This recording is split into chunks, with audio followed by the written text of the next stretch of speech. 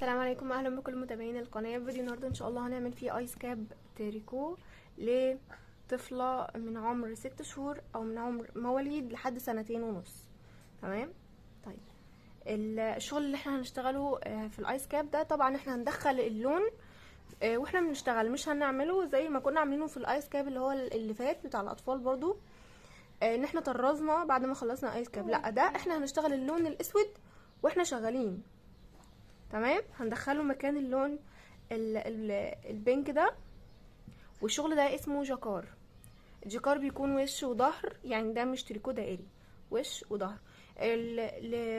الجزء السفلي اللي تحت ده اللي هو بيكون على الجبين، اللي بيكون عامل زي الاستيك، الريب، اسمها غرزة الريب. هنشتغل بإبرة رقم 3، وللآيس كاب اللي فوق هنشتغل بإبرة رقم 4. الخيط اللي انا استخدمته هو خيط هيمالايا افري داي بيبي انتي بيلينج. الايس كاب اللي انا هعمله ده هبدأ فيه ب100 غرزة، او ممكن تزودي 10 غرز كمان لو انت حابة. تمام.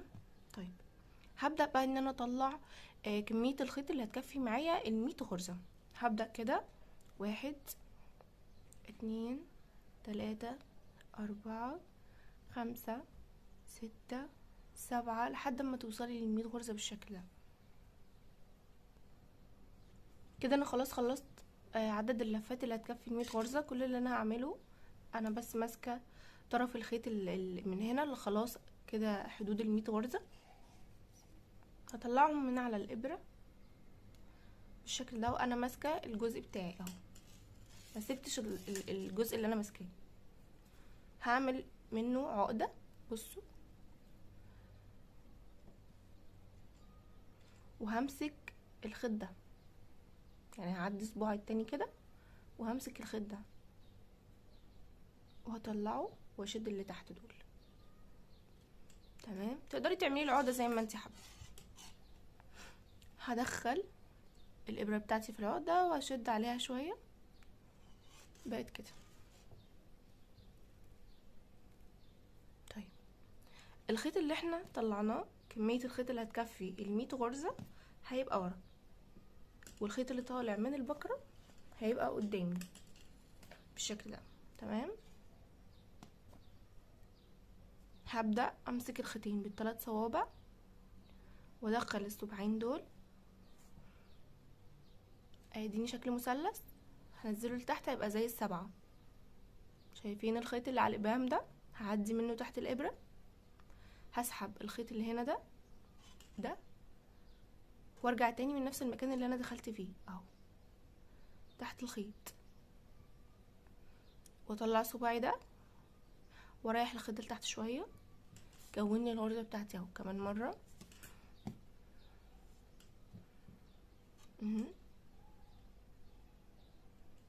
بعدي تحت الخيط، اسحب الخيط التاني اللي على الصباع التاني وارجع اخرج من نفس المكان، اشيل صباعي واريح الخيط ده لتحت، كون معايا غرزه. هتفضلي تشتغلي بنفس الطريقه لحد ما تكوني 100 غرزه على الابره. بعد ما خلصت خلاص 100 غرزه بتاعتي، هبدا ان انا اشتغل الجزء اللي هيكون على الجبهه او جزء الاستك. هشتغله 1 في 1، يعني غرزه عدله غرزه مقلوبه. دلوقتي هرجع الشغل الخيط بالبكرة على الناحية اليمين عشان يريحني وانا شغالة. لو انتي بتشتغلي بايدك الشمال يبقى تحطي الخيط على ايدك الشمال.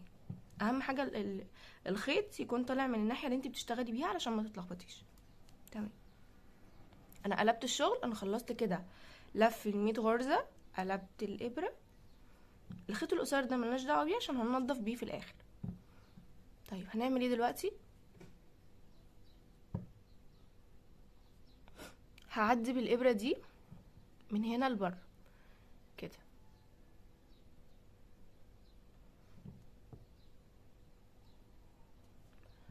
وايدي التانية ماسكة الخيط بالشكل ده على صباعي اللي تحت،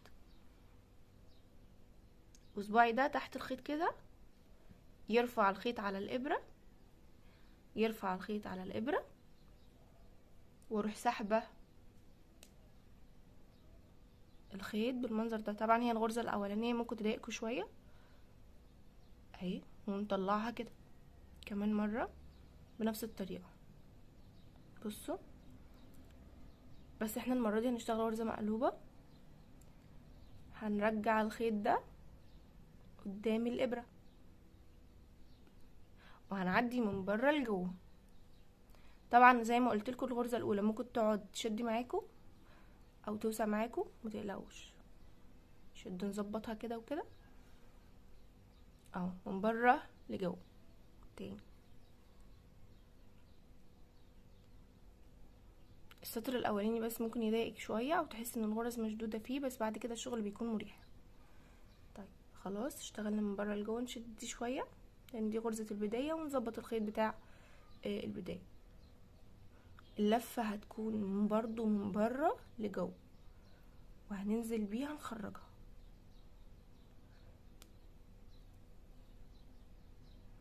وننزل الحلقه دي تمام.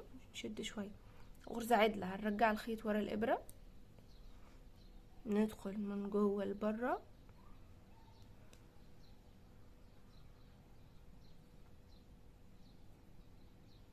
لفه على الابره ونخرج بيها من الحلقه وننزل الحلقه دي.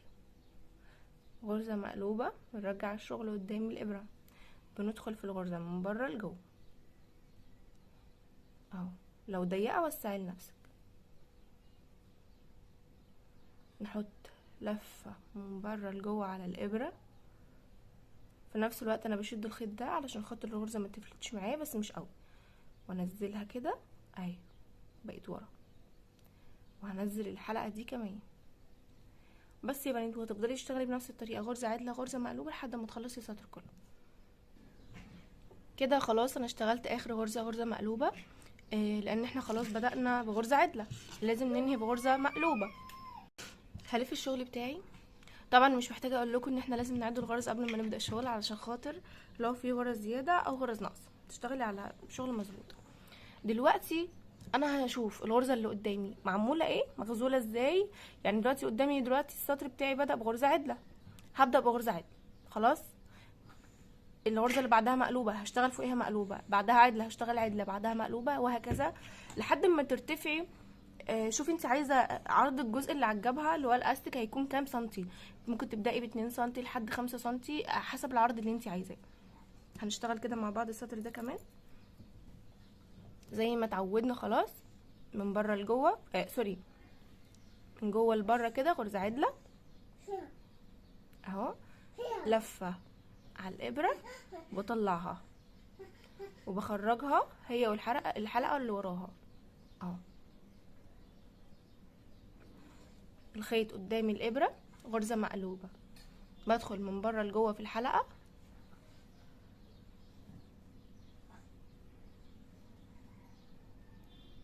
شايفين؟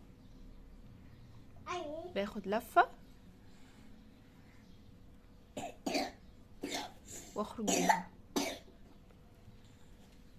كمان مره، اشيل بس الغرزه دي كمان معاها وشد الخيط شويه، الخيط ورا الابره، لفه على الابره ونطلع الحلقه دي.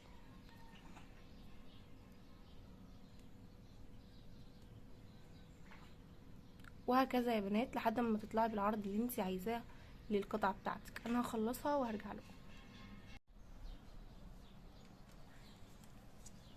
انا اشتغلت الجزء ده حوالي 2 سنتي بالظبط، تقدري تزودي عن كده براحتك العرض بتاعها. دلوقتي هعمل ايه؟ هغير مقاس الابره لابره اكبر. دي طبعا كانت رقم 3، هستخدم ابره رقم 4.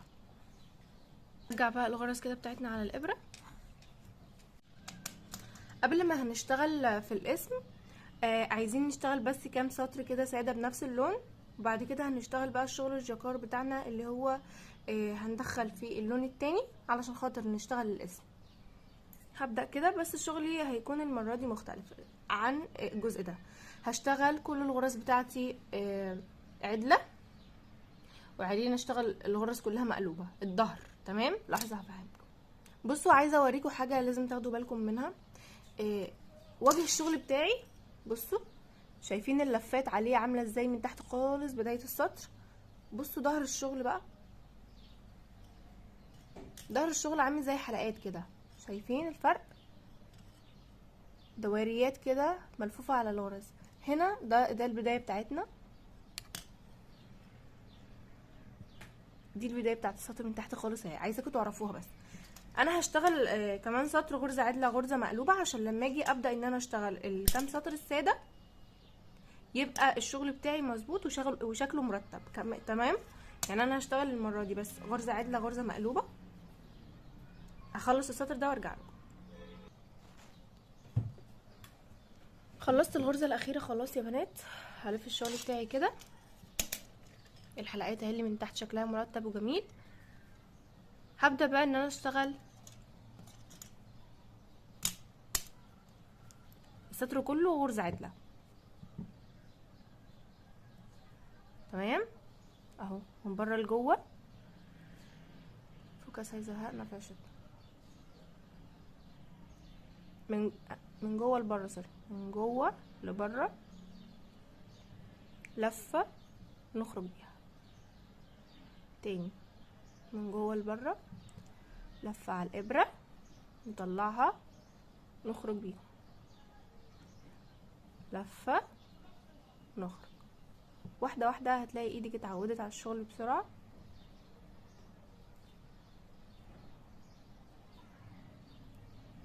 طب لما نخلص السطر ده ونيجي نقلب الشغل هنشتغل السطر كله غرزه مقلوبه، يعني الوجه عدل الظهر مقلوب، الوجه عدل الظهر مقلوب.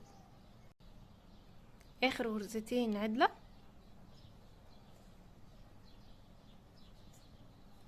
هنلف الشغل بتاعنا بقى وهنشتغل الشغل بتاعنا السطر كله مقلوب.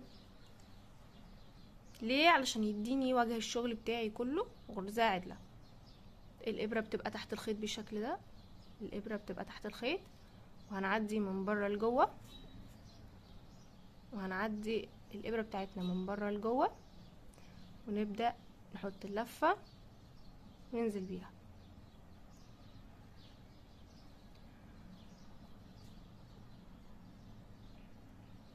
كمان مرة ونعدي من بره لجوه، لفة وننزل بيها.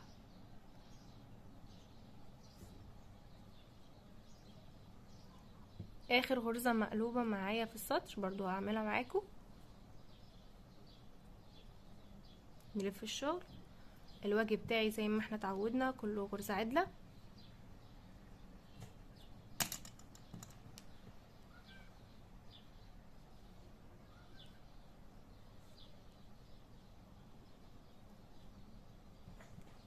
انا هخلص العرض اللي هيناسبني وهقول لكم اشتغلت كام سنتي او كام سطر. طيب يا بنات دلوقتي هبدأ ان انا اشتغل في الاسم. عدد الغرز من بداية اول حرف لنهاية اول حرف لاخر حرف 41 غرزة كده. تمام، فاصبح ان 41 هنا معايا في النص. تمام، انتي هتقسمي الشغل بتاعك على حسب الحروف وعلى حسب عدد الغرز اللي انتي اشتغلتيها. يعني انا الترتيب بتاعي كده 30 41 29 كده، المجموع بتاعي بقى 100 غرزة. تمام، انا بادئه ب 100 غرزة، وزي ما قلتلك هتعدي كده من اول غرزة في الحرف لنهاية الاسم كله. هتشوفي كده كام غرزة وهتكتبي وهتقسمي الغرز بتاعتك، تخلي اليمين والشمال قد بعض، حتى لو زياده غرزه من الناحيه دي او ناقص غرزه من الناحيه دي مش مشكله، اهم حاجه الغرز معانا تبقى مظبوطه. تمام، نبدا دلوقتي الشغل بتاعي مظبوط. نبدا دلوقتي الشغل بتاعنا. هنا هشتغل اللون، هيكون اللون البطيخي ده ثابت، وهنا اللون البطيخي معايا ثابت خالص، وهنا بس هدخل اللون الجديد بتاع الاسم. يعني هشتغل الجزء ده كله غرزه عدله بنفس اللون. والشغل ده اسمه جاكار، والجاكار بيتم على طريقه الشغل بتاعته الغرزه العدله والمقلوبه وش وظهر، مش شغل دائري، بيبقى قطعه مستقيمه. الدائري بيكون حاجه اسمها فير اير ومختلفه شويه، هي شبيهه الى حد ما في التنفيذ ولكن مختلفه تماما. دي حاجه ودي حاجه. خلص بس لحد ما اوصل. طيب يا بنات دلوقتي هنشتغل السطر الاول بتاعنا. السطر الاول بتاعي فيه غرزه هنا لون بطيخي، الاسم هيكون باللون الاسود زي ما انتم شايفين كده على الكراسه. هنا معايا غرزه بطيخي عشان نرقم السطور، 1 هنا 2 هنا 3 هنا 4 وهكذا، 1 من على اليمين و2 من على الشمال. احنا بنمشي كده وبنرجع كده، نمشي كده والسطر اللي بعده كده عشان ما تتلخبطوش. انا خلصت ال30 غرزه بتوعي، بس القطعه اللي فيها الاسم عايزه غرزه بطيخي، يبقى هشيل الماركر، هشتغل لون بطيخي. تمام. الفراغات البيضاء اللي ما بين الحروف او تحت الحروف دي لونها بطيخي. دلوقتي هدخل اللون الجديد، واللون الجديد عندي عايز كام غرزه؟ 1 2 باللون الاسود، وفي الحاله دي انا هشتغل بالطريقه الاوروبيه اللي هي لون على ايدي الشمال ولون على ايدي اليمين. طيب هدخل كده الطريقه اللي تريحك اشتغلي بيها. 1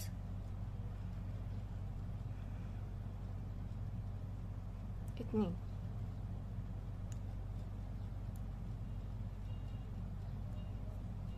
تمام. هاجي بعد كده الخيط بتاعي معايا باللون البطيخي عايز غرزه، هاجي هنا كده وهشتغل، سوري ما دخلناش اصلا في الغرزه لسه. طيب هدخل كده في الغرزه وهشتغل بالخيط البطيخي غرزه، ولو انتي لسه مبتدئه بتعلمي كده خط على الغرزه اللي انتي اشتغلتيها. بعد كده عايز مني 3 اسود، 3 اسود. هدخل كده 1 2 3 اسود. الطريقه دي مريحه جدا ومش هتلخبطك وانتي شغاله، بدل ما تقعدي تلفي الخيط من تحت الخيط التاني وتطلعي الخيط الاولاني وهكذا. نحاول واحنا شغالين نرخي ايدنا الى حد ما تبقاش مشدوده قوي، علشان خاطر لو احنا شديناها قوي هتضايقنا في الشغل، يعني نخليها مريحه كده. بصوا شايفين المطه اللي انا عملتها دي اهو. طيب بعد كده نقدر ان احنا نربط الخيط الاسود مع الخيط البطيخي. طيب عملنا 3 اسود، عندي 1 2 3 4 بطيخي، عندي 4 بطيخي. 1 2 3 4 بطيخي. بعد كده 3 اسود، 1 2 3. ونوسع كده الخيط شوية عشان يبقى مرخي معايا وانا شغالة. يبقى انا كده اشتغلت لحد هنا. بعد كده 1 2 3 بطيخي،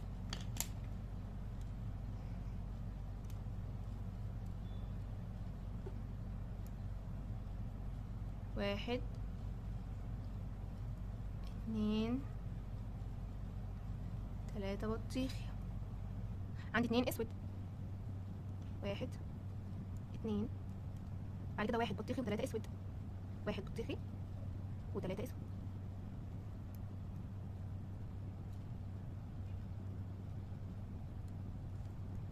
بعد كده 3 بطيخي 2 اسود، 1 2 3 بطيخي 2 اسود. طيب بعد كده شايفين المسافة البطيخي دي كلها 1 2 3 4 5 6 7 8. مش هشتغل ال8 بطيخي كده على طول، لا هلف جواهم الخيط الاسود بعد 4 غرز. هنشوف مع بعض. 1 2 3 4. هعمل ايه؟ هحط دي كده ودي كده. مش الخيط الاسود كان هنا لوحده والبينك هنا لوحده، او البطيخ هنا لوحده؟ كل اللي انا هعمله ان انا هعدي الخيط الاسود بتاعي من هنا من تحت وهرجعه تاني مكانه ورا. انا خدته طلعته فوق البطيخي ورجعته تاني ورا. هنشوف دلوقتي ايه اللي حصل. بص ورا عمل ايه؟ عمل زي اكس. الاكس اللي عملها دي مش هتخلي معايا الخيط بتاعي شايفين الحلقات دي؟ مش هتخلي الحلقه طويله قوي. يعني مش ممكن شايفين الحلقه السوداء هنا مثلا صغيره والبينك صغيره، اغلبهم بيبقى المسافه غرزتين 3، انما 8 غرز هتبقى قد كده. تمام. ممكن وانتي بتلبسي البيبي ضفرك يمسك فيها مثلا تتشد، يبقى شكلها مش حلو. فكل ما تكون المسافه بتاعه الحلقات دي قليله، كل ما الشغل بتاعك هيكون شكله حلو.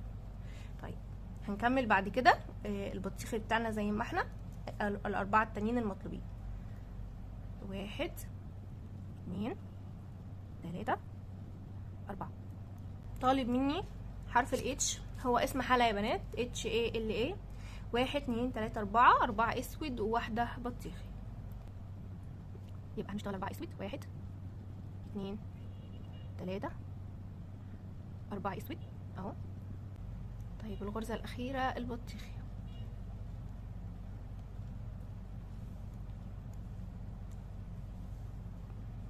ده شكل الشغل بتاعنا من ورا.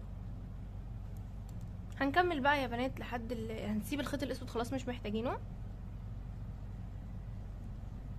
هنكمل باللون البطيخي.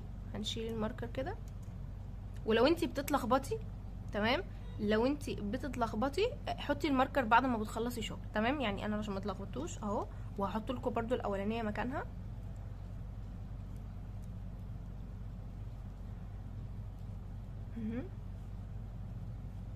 هكمل لنهايه السطر.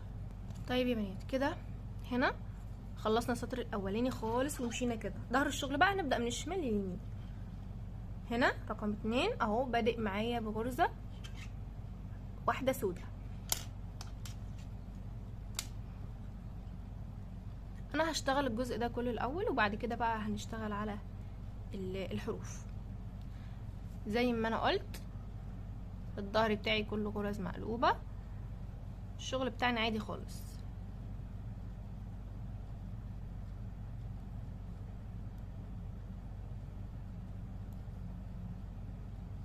لحد الماركر. انا بس يا بنات غيرت شكل الماركر للشكل ده الاصغر مريح شويه. هنا بيقول لي عايز غرزه سودا. طيب هعمل ايه؟ انا هنا معايا الاسود على الشمال والبطيخه على اليمين. هسيب اللون البطيخي. هعمل ايه؟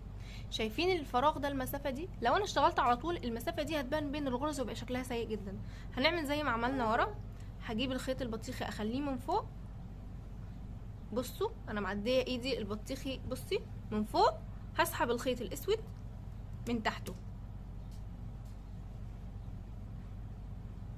بصوا احنا كده عملنا زي نظام اكس على الشغل بتاعنا، وبالتالي هنرجع نشتغل زي ما احنا متعودين. غرزة مقلوبة هنا كده، بدخل كده خلاص من بره لجوه غرزة مقلوبة زي ما احنا متعودين، وهنخرج شدة بسيطة للون البطيخي علشان تظبط معايا الشغل. بعد ما اشتغلنا يا بنات الغرزة السوداء عايز مني 3 بطيخي. اراعي وانا شغالة ان الخيوط، يعني انا خلاص اشتغلت السوداء اهو، الخيط بتاعها يبقى لورا، والبطيخي برضو في ايدي، الخيط الاتنين ورا اهو وانا ماسكاهم. عايزين دلوقتي 3 بطيخي. نشتغل 3 بطيخي.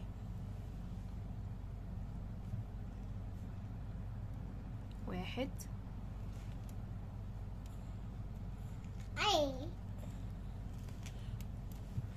2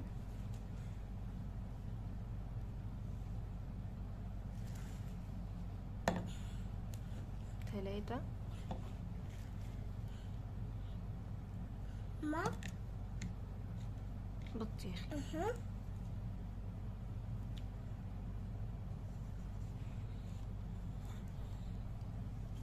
وزي ما قلت لكم بالقلم الرصاص تقدروا تعملوا خط على المكان اللي انتوا خلاص اشتغلتوا عليه عشان ما تتلخبطوش.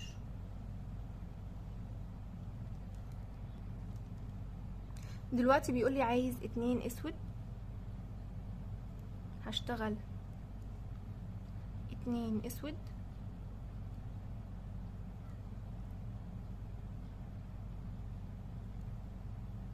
1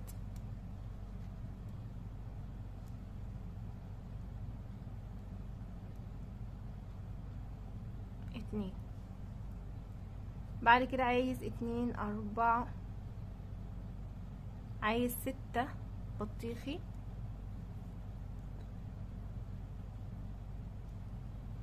هنشتغل 6 بطيخي،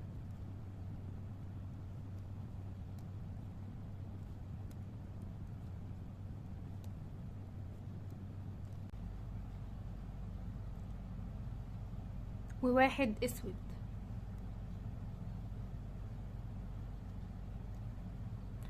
نقدر برضو نعمل في الفراغ بتاع ال6 ده اكس زي ما عملت في الوجه بتاع العمل، بس هي مش كبيرة بالشكل الاوفر، مقبولة يعني. ونريح الغرز، نشدها كده يكون فيها مطة عشان ما يبقاش شكلها وحش. طيب دلوقتي يا بنات انا خلاص خلصت الاسم اهو.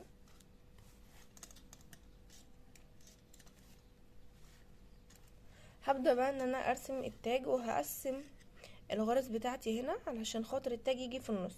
طبعا في النص هنا عندي 41 غرزة، وعدد الغرز بتاعة التاج بالعرض 23. فاحنا هنقسم دلوقتي وهنحط ماركر زي ده. هنيجي هنا هنسيب 9 غرز، وهنسيب هنا 9 غرز، وهنسيب 23 غرزة في النص اللي احنا هنشتغل عليهم التاج. يعني هنعد كده من اليمين 9 ومن الشمال 9. انا بعد ما خلصت الاسم خالص اشتغلت سطر عدل وسطر مقلوب، ودلوقتي هنشتغل السطر العدل زي ما اشتغلنا الاسم هنشتغل التاج. مرة بنمشي كده والظهر بنمشي كده.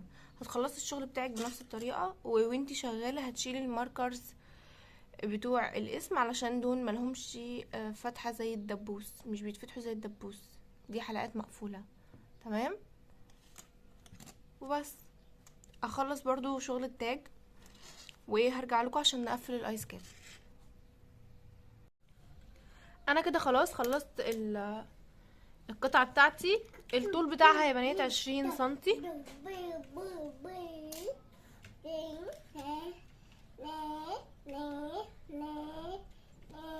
هسيب كده مسافة كويسة من الخيط واقص.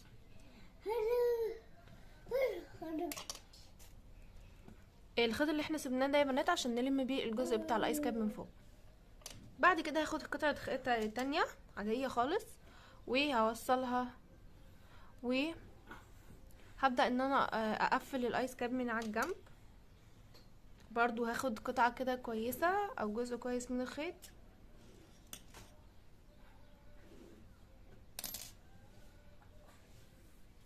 هنعمل ايه؟ هنخلي اطراف الابر بتاعتي معلهاش خيط خالص، هنخلي الخيط كله على السلك.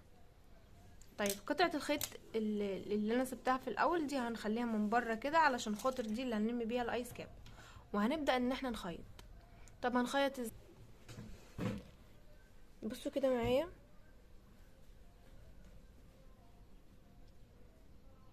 شايفين اخر حرف في عندي في السطر؟ يعني هتلاقوا فيه سطر كده عامل حرف في اخر حاجة. بصوا اهو، يعني مش كده، بصوا كده اهو، دي الغرز اللي احنا هنشتغل فيها. تمام اهو، دي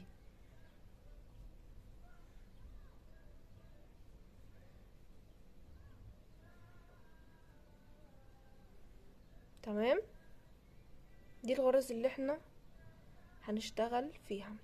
هناخد غرزة من هنا وغرزة من هنا عشان نقفل الايس كاب بتاعنا.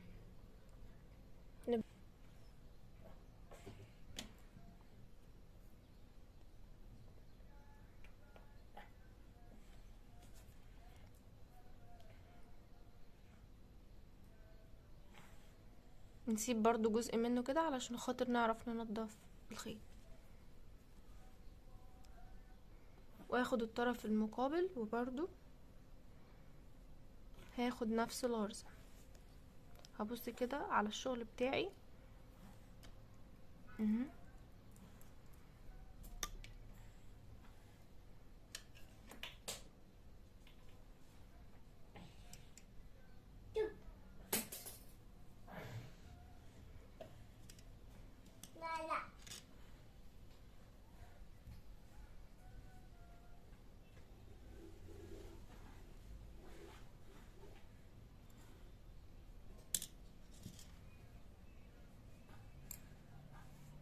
ناخد بالنا واحنا بنضم الطرفين على بعض علشان الخيط ما يفكش معانا.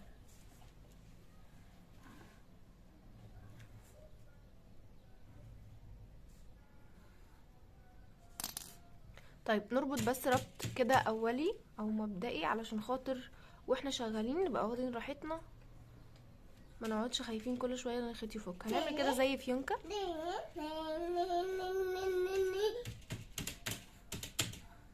عشان نعرف نفكها تاني، ونكمل بنفس الطريقه.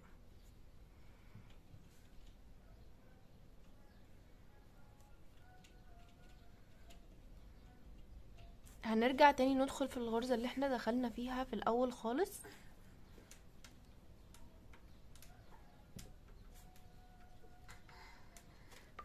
اهو مكان ما عملنا اخر غرزة هندخل تاني في نفس المكان وهنطلع في الغرزة اللي تحتها اللي جنبها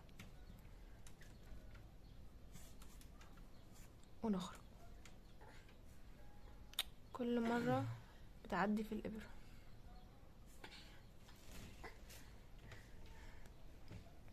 وكمان مرة من هنا اخر غرزة اشتغلنا فيها هندخل فيها تاني،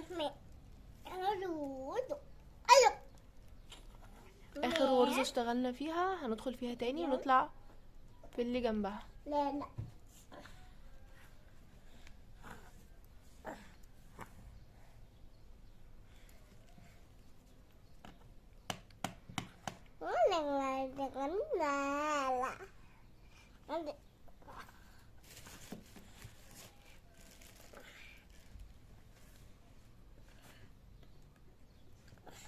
هندخل في اخر غرزة اشتغلنا فيها من الناحية دي ونطلع في اللي جنبها ونشد. هنروح للجهة المقابلة وندخل في اخر غرزة برضو دخلنا فيها ونطلع في اللي من اللي بعدها ونشد، وهكذا يا بنات لحد ما تخلصي السطر كله. هتلاقي ان الغرز بتاعتك ضمت على بعض وما بقتش ايه، ما بقاش فيه بصوا شايفين ضمت على بعضها الغرز، ما بقاش فيه فراغ. هتكملي بنفس الطريقة، وكل ما تشتغلي كده كام غرزة هتشدي كده علشان الغرز بتاعتك تقفل. هشتغل معاكم هنا اخر كام غرزة.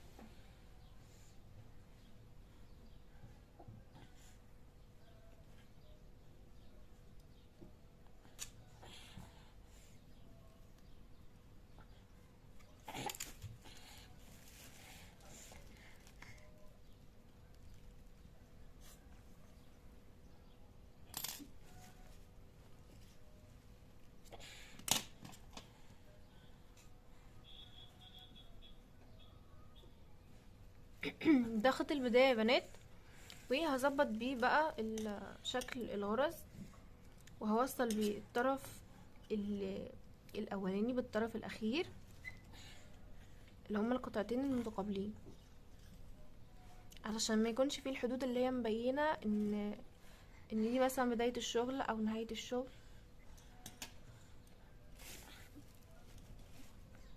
بصوا لما ضمينا على بعضه اداني الشكل عادي خالص بتاع الاستك.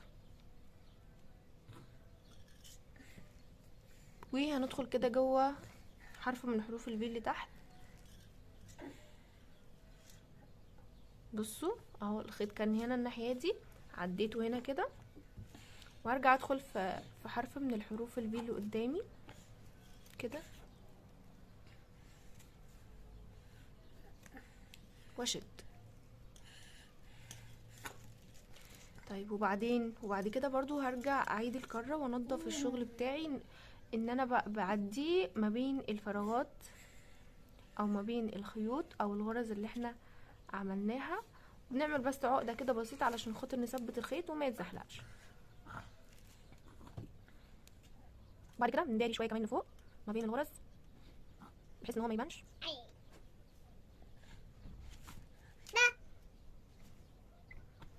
ونقص وبنشد شده خفيفه كده بحيث ان الخيط يتدارى جوه.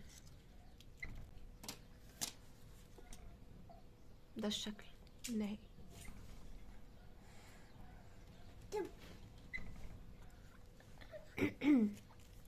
هنجيب الخيط الصغير ده وننضفه جوه كده بنفس الطريقه، هنديله عقده الاول وبعد كده نعديه ما بين الفراغات. الاول انا هعمله علشان خاطر بس لما اجي اشتغل الايس كاب ما يضايقنيش. هنبدا ان احنا نطلع العقد او الحلقات دي من على الابره واحده واحده على الابره اللي فيها الخيط، يعني بنشيل كده الحلقات من على الابره اللي احنا كنا بنشتغل بيها ونحطها على الابره اللي فيها الخيط.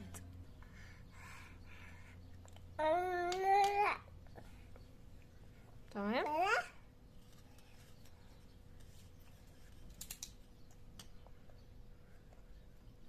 لحد ما نخلص الغرز كلها ونخليها على الابره اللي فيها الخيط. هخلص وارجع. نزلت اخر غرزه من على الابره اللي انا كنت شغاله بيها اهي. هعمل ايه دلوقتي؟ هشد بقدر الامكان الايس كاب بتاعي كده. هنقلبه الاول يا بنات.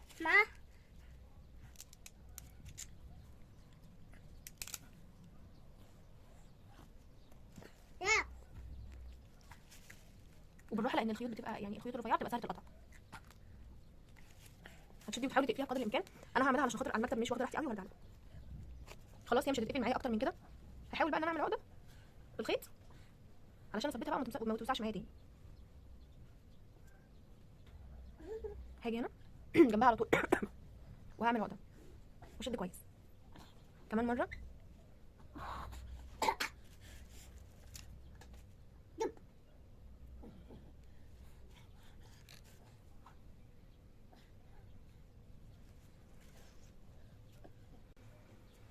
الخطوه اللي بعد كده بقى هنداري الخيط في الخط اللي احنا عملناه واحنا بنقفل الايس كاب بتاعنا. نحاول ان احنا نخلي مسافه طويله كده يعني نحتفظ بخيط كتير بحيث ان لو حصل اي حاجه فيها نقدر ان احنا نفكها تاني ونشتغل فيها بسهوله ويكون معانا خيط زياده. تمام. بس وهنقص الخيط نشد كده بحيث ان هو يتدرى من نفسه. دلوقتي هركب الكوره يا بنات. انا قصيت الجزء الستاني اللي كان فيها، هي بتبقى زي الميداليه كده وفيها زي ستان. يفضل الابره بتاعه التنظيف اللي انت هتشتغلي بيها تكون سنها رفيع زي سن ابره الخياطه كده عشان تسهل عليكي الدخول بتاع الخيط.